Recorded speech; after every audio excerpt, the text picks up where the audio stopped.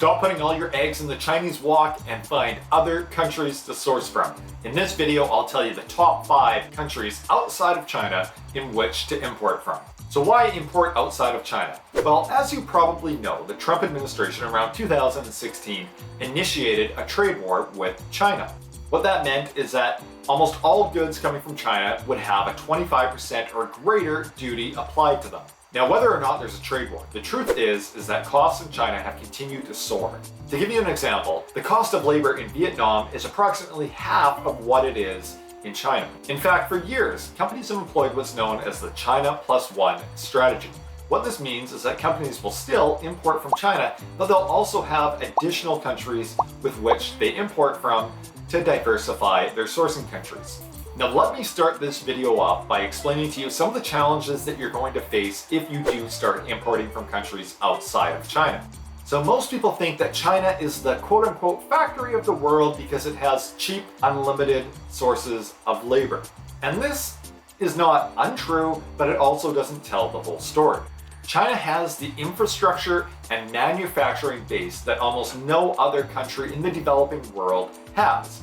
In other words, they have the machinery and they have the expertise. So yes, you might be able to get a camping tent made in a country like India or Bangladesh, but those zippers, mesh windows, and other accessories may actually ultimately need to come from China. This so-called downstream supply is what no other country in the world can match China with. In China, literally everything can be made domestically. And for other countries like Vietnam or India, this isn't necessarily the case. They may have to look to other countries in which to source other parts and components from. This is why it's often the case that these other countries often supply quite simple products like apparel and handicrafts. This doesn't mean that you should not be importing from other countries. It just means that you need to be aware of some of the limitations when you do start to source from countries outside of China. However, possibly one of the biggest challenges to finding suppliers outside of China is, well, actually finding them. In China, it's really easy to find suppliers. Almost all companies in China which want to export are on Alibaba.com. Other countries might have local directories, but the truth is none of them can compare to Alibaba in terms of robustness. And in fact, even when you're importing from a country like Vietnam or India, Alibaba might actually be your best source to find suppliers from. On Alibaba, when you search for a product, you can actually filter by country. And this is often your best strategy when you're looking for suppliers outside of China. Outside of Alibaba though, most countries have pretty robust trade show scenes. So for example, the IHGF sourcing fair in Delhi, which takes place every year, is a great source of suppliers for handicrafts and other items which India specializes in. Okay, now with all of that out of the way, let's take a look at what the top 5 countries outside of China to source from are. Now this list is not going to go exclusively off what the top countries in terms of exports are. Some of these countries might have a lower percentage of exports than the other, but we've rated them here in terms of which countries are going to be best for you as a small business, a small importer, and potentially a small Amazon or e-commerce seller. In terms of the top exporters to America, the top 3 countries are actually Mexico, Canada, and Germany. The truth is though, if you are one of these small sellers and small e-commerce sellers, Mexico, Canada, and Germany probably are not going to be your best source of products if you want to sell them online. It's hard to have a toy made in Germany and compete against thousands of other toy sellers on Amazon. So in this list, what we're going to do is stick to the low-cost countries which you can't compete against other Chinese sellers with. All right, let's get the list started, and let's start at number 5, which is Thailand. So Thailand makes up about 1.9% of all exports into America, and Thailand actually has a pretty robust offering of products that you can potentially sell online. Thailand has been known for years for its electronics, but in addition to these, it's also great for other things like rubber products. So due to its climate, rubber trees thrive in Thailand, and that means many rubber products, such as tires, are also prime candidates to use Thailand to import from. However, in addition to products like tires, Thailand's also well known for other automotive parts. And in fact, Thailand has been known as the Detroit of Asia. However, even outside of rubber products and automotive products, Thailand has a pretty well-developed manufacturing base. During the COVID-19 pandemic, face masks were commonly being imported from Thailand. This is in contrast to some of the other countries on this list, which may not be able to actually manufacture many items. Thailand, though, they have a pretty sophisticated manufacturing infrastructure. So whatever product you want, there's a good chance that Thailand can actually manufacture it. Okay, next on the list is the home of K-pop, South Korea. South Korea makes up about 4.2% of all exports into America. South Korea is one of the largest exporters to America, and for good reason. Many world-class brands are based in South Korea, including electronic manufacturers like Samsung and LG. However, even for smaller importers, South Korea has a lot of other great potential products available for export. Possibly one of the hottest categories in all of e-commerce and Amazon are health and beauty products. And South Korea is one of the major exporters of health and beauty products in the world. South Korean products for years have been well known, and the K-pop boom has only strengthened this recognition. However, in addition to health and beauty products and electronics, South Korea is also well known for that other category, automotive products, thanks in large part to Kia and Hyundai, which require a lot of automotive parts and accessories in their manufacturing. But again, like Thailand, South Korea has a very sophisticated manufacturing base, and it can manufacture a lot of different products. All right, next on the list is Taiwan with 3.5% of all exports into America. The fact is that Taiwanese exports are not subject to the same tariffs that mainland China exports are. However, thanks to historically being part of mainland China and the close proximity to mainland China, Taiwan has many of the same strengths as the mainland. This means a strong manufacturing base, relatively cheap labor, and a diverse set of product offerings. Now, many of the things that you can have made in mainland China, you can also have made in Taiwan. However, Taiwan also excels in many other categories. For example, Taiwan is basically the bicycle and bicycle parts capital of the world, and this is a massive category right now in Amazon. However, in addition to bikes, Taiwan also has a very robust injection molding base. That means that any plastic products, think toys, can be made very successfully and relatively cheaply in Taiwan. And like South Korea, Taiwan is also very well known for its health and beauty products,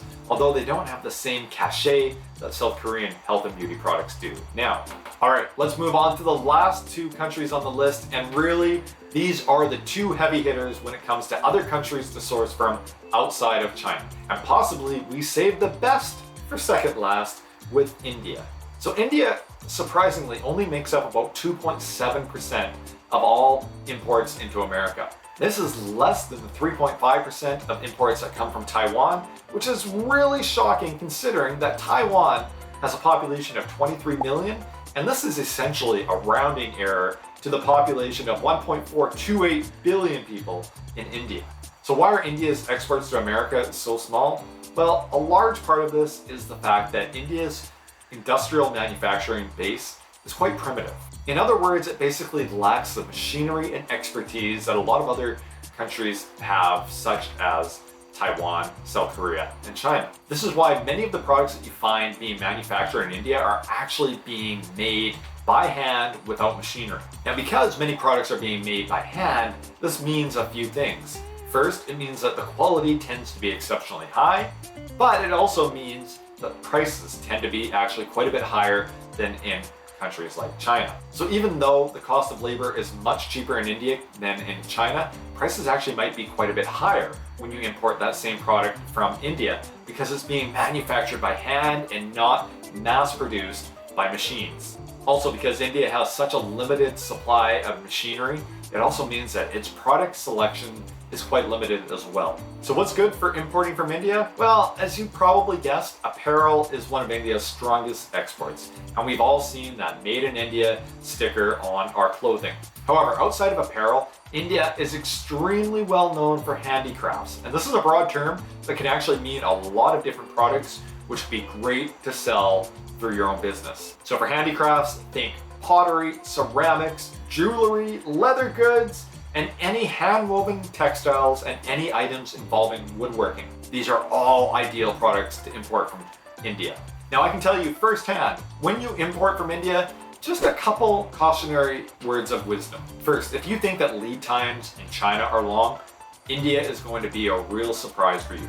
Lead times in India can often be many, many months and a lot longer than in China. Also, unlike China, where typically you're paying about a 30% deposit and then the remaining amount when the production is finished, in India, this idea is kind of foreign. In India, typically suppliers actually want you to pay 100% upfront, which can be a little unnerving. And finally, freight costs from India can be quite a bit higher. And this is due to two reasons. Number one, sea freight costs are a little bit higher. And number two, a lot of times these factories are actually quite inland in India, meaning that the cost to get the goods from the factory to the port is actually quite high. However, with all that being said, India is an emerging market and their manufacturing capabilities are only going to increase in time.